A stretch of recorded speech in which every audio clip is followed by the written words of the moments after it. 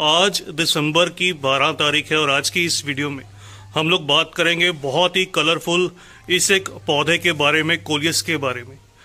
Coleus को बहुत ज़्यादा सर्दी या बहुत ज़्यादा जो गर्मी का मौसम रहता है वो बिल्कुल भी पसंद नहीं रहता, और धीरे धीरे अब जो सर्दी की शुरुआत हुई है, धीरे धीरे सर्दी का मौसम जो है वो बढ़ने लगेगा।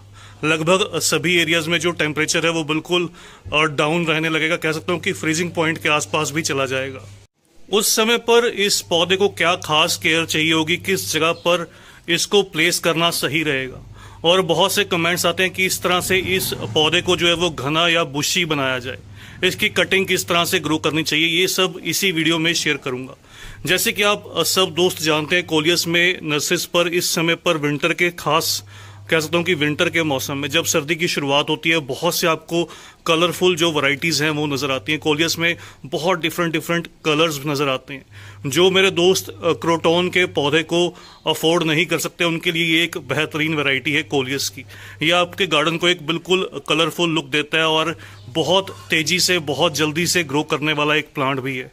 सबसे खास बात इस पौधे की, ये कटिंग से बहुत इजीली ग्रो भी कर जाता है। इसकी छोटी से छोटी, बड़ी से बड़ी जो कटिंग्स हैं वो सभी तरह की कटिंग्स इजीली जो है वो ग्रो कर जाती हैं।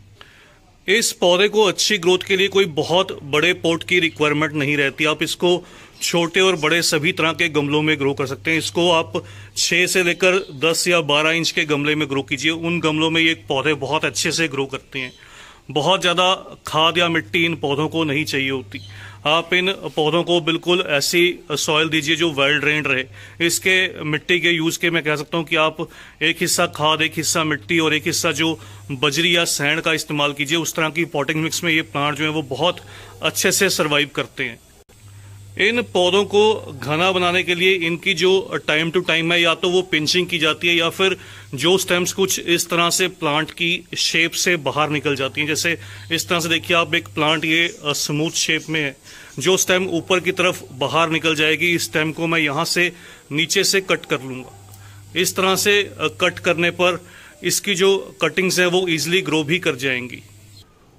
प्लांट को ज्यादा बुशी या घना बनाने के लिए आप इसकी कटिंग को इसी तरह से सेम पोट में, ये देखिए यहाँ पर मैंने इसी पोट में एक होल किया और इसी होल के अंदर इस कटिंग को यहाँ पर मैं सेंटर में प्लेस कर दूंगा और साइड की जो मिट्टी है उसको प्रेस करके बिल्कुल थोड़ा सा पानी दूंगा।